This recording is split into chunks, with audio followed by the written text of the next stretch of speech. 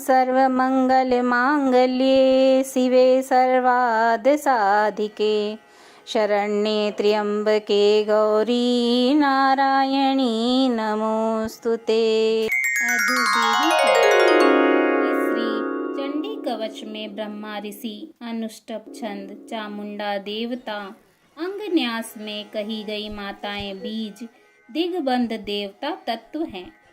श्री जगदम्बा की प्रीति के लिए सप्तशती के पाठांग भूत जप में इसका विनियोग किया जाता है। चंडिका देवी को नमस्कार है।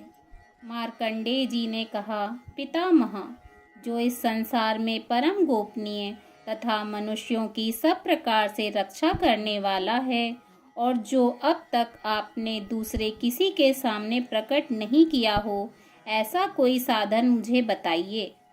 ब्रह्मा जी बोले, ब्राह्मण, ऐसा साधन तो एक देवी का कवच ही है, जो गोपनीय से भी परम गोपनीय, पवित्र तथा संपूर्ण प्राणियों का उपकार करने वाला है।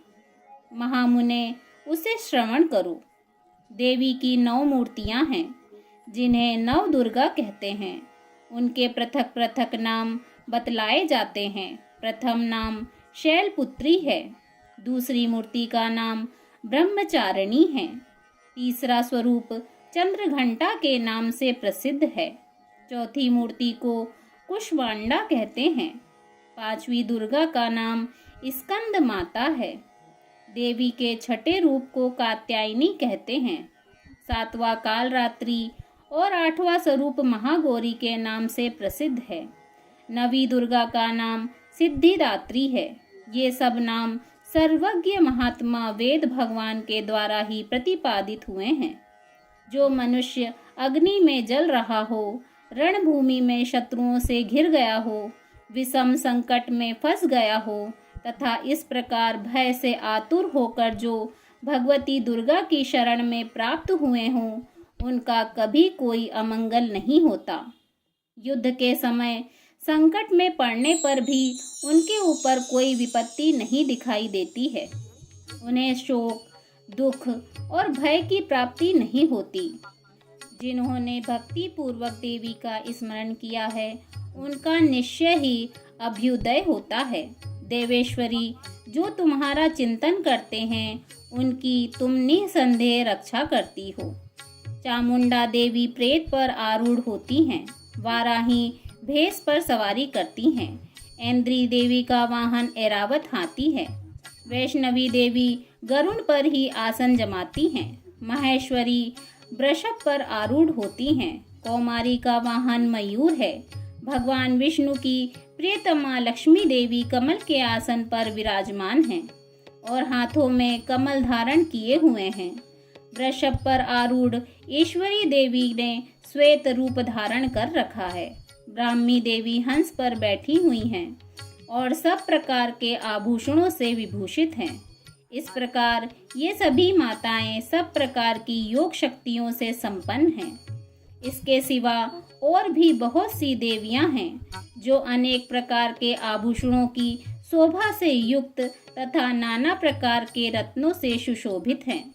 ये संपूर्ण देवियां क्रोध में भरी हुई हैं और भक्त की रक्षा के लिए रथ पर बैठी दिखाई देती हैं। ये शंख, चक्र, गदा, शक्ति, हल और मूसर, खेटक और तोमर, परशु तथा पाश, कुंत और त्रिशूल एवं उत्तम सारंग, धनुष आदि अस्त्र शस्त्र अपने हाथों में धारण करती हैं। दैत्यों के शरीर का नाश करना, भक्तों को अभय दान देना और देवताओं का कल्याण करना, यही उनके शस्त्र धारण का उद्देश्य है। कवच आरंभ करने से पहले इस प्रकार प्रार्थना करनी चाहिए। महान रौद्र रूप, अत्यंत घोर पराक्रम, महाबल और महान उत्साह वाली देवी, तुम महान भय का नाश करने वाली हो, तुम्हें नमस्कार है। तुम्हारी ओर देखना भी कठिन है।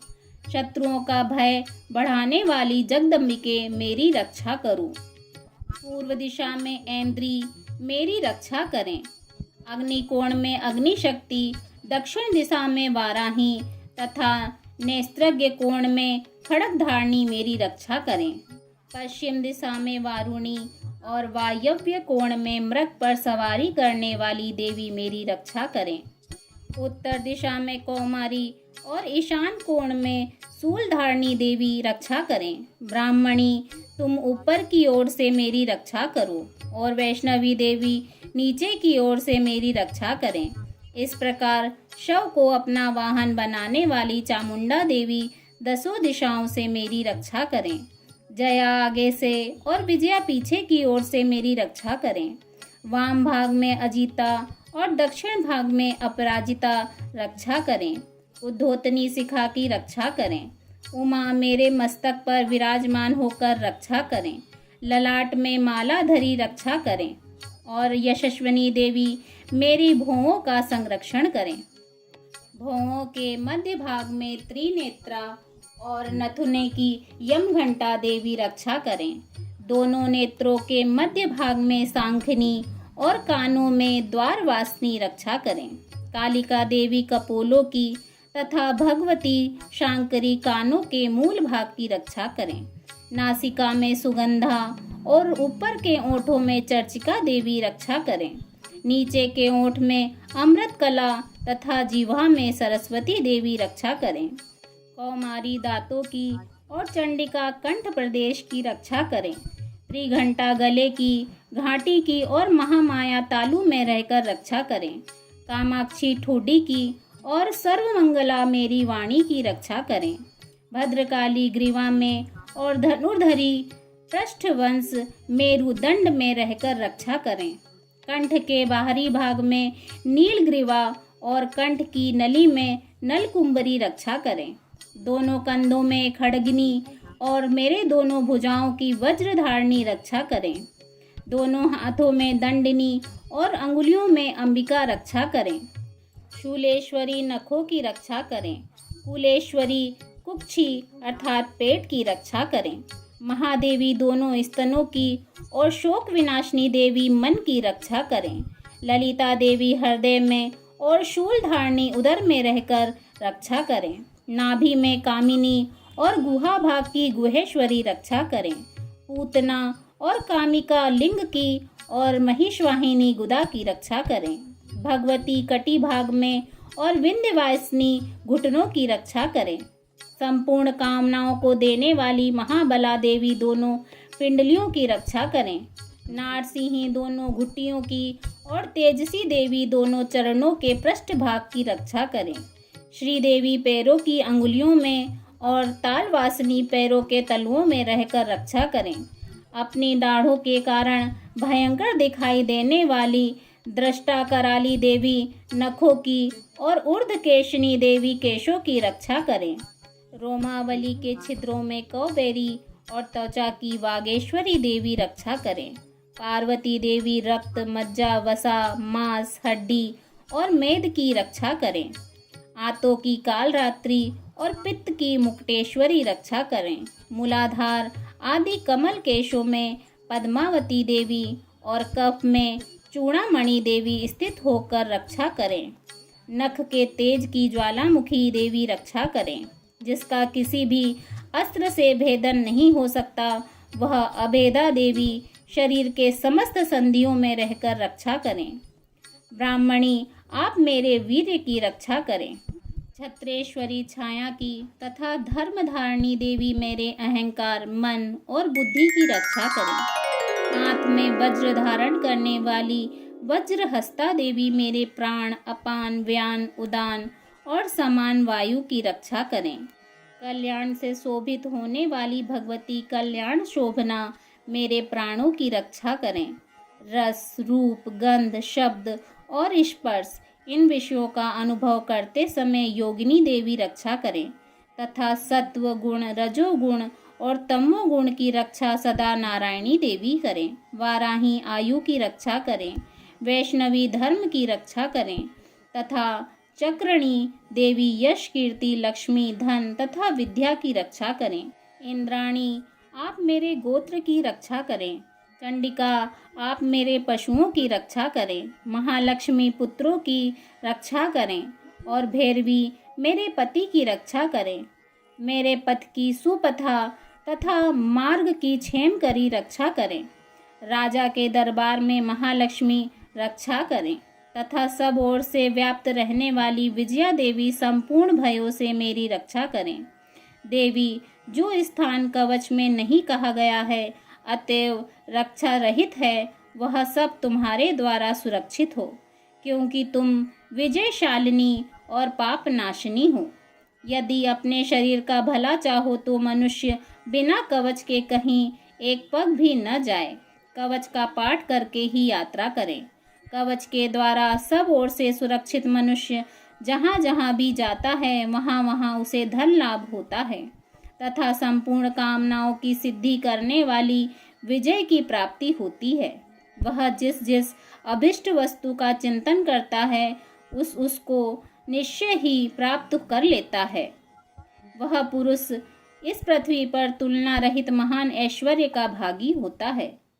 कवच से सुरक्षित मनुष्य निर्भय हो जाता है। युद्ध में उसकी पराजय नहीं होती तथा वह तीनों लोकों में पूजनीय होता है। देवी का यह कवच देवताओं के लिए भी दुर्लभ है। जो प्रतिदिन नियम पूर्वक तीनों संध्या के समय श्रद्धा के साथ इसका पाठ करता है उसे देवी कला प्राप्त होती है तथा वह तीनों लोकों में कहीं भी पराजित नहीं होता। इतना ही नहीं, वह अपमृत्यु से रहित हो 100 वर्ष से भी अधिक वर्षों तक जीवित रहता है। मकरी, चेचक और कोढ़ आदि उसकी संपूर्ण व्याधियां नष्ट हो जाती हैं। कनेर, भाग, अफीम, धतूरा आदि का स्थावर विष, सांप और बिच्छू आदि के काटने से चढ़ा हुआ जंगम विष तथा अहीफेन और तेल के संयोग आदि से बनने वाला कृत्रिम विष, ये सभी प्रकार के विष दूर हो जाते हैं। उनका कोई असर नहीं होता। इस पृथ्वी पर मारण, मोहन आदि जितने अभिचारिक प्रयोग होते हैं तथा इस प्रकार के जितने मंत्र यंत्र होते हैं वे सब इस कवच को हृदय में धारण कर लेने पर उस मनुष्य के देखते ही नष्ट हो जाते हैं। ये ही नहीं, पृथ्वी पर विचरने वाले ग्राम देवता, आकाशचारी देव विशेष, जल के संबंध से प्रकट होने वाले गण, उपदेश मात्र से सिद्ध होने वाले निम्न कोटि के देवता, अपने जन्म के साथ प्रकट होने वाले देवता, कुल देवता, माला, डाकिनी, शाकिनी, अंतरिक्ष में विचरने वाली अत्यंत बलवती भयानक डाकनियां, ग्रह, भूत, पिशाच, यक्ष, गंधर्व, राक्षस, ब्रह्म राक्षस, बेताल, कुष्मांड और भैरव आदि अनिष्टकारक देवता भी हृदय में कवच धारण किए रहने पर उस मनुष्य को देखते ही भाग जाते हैं। कवचधारी पुरुष को राजा से सम्मान वृद्धि प्राप्त होती है। यह कवच मनुष्य के तेज की वृद्धि करने वाला और उत्तम है। कवच का पाठ करने वाला पुरुष अपनी कीर्ति से विभूषित भूतल पर अपने सुयश के साथ साथ वृद्धि को प्राप्त होता है। जो पहले कवच का पाठ करके उसके बाद सप्तशती चंडिका का पाठ करता है, उसकी जब तक वन, पर्वत और काननों सहित यह पृथ्वी टिकी रहती है तब तक यहाँ पुत्र, पौत्र आदि संतान परंपरा बनी रहती है। फिर देह का अंत होने पर वह पुरुष भगवती माया के प्रसाद से उस नित्य परम पद को प्राप्त होता है जो देवताओं के लिए भी दुर्लभ है। वह सुंदर दिव्य रूप धारण करता और कल्याणमय शिव के साथ आनंद का भागी होता है। इति श्री देवी कवच संपूर्ण। प्रेम से बोलिए जय माता की।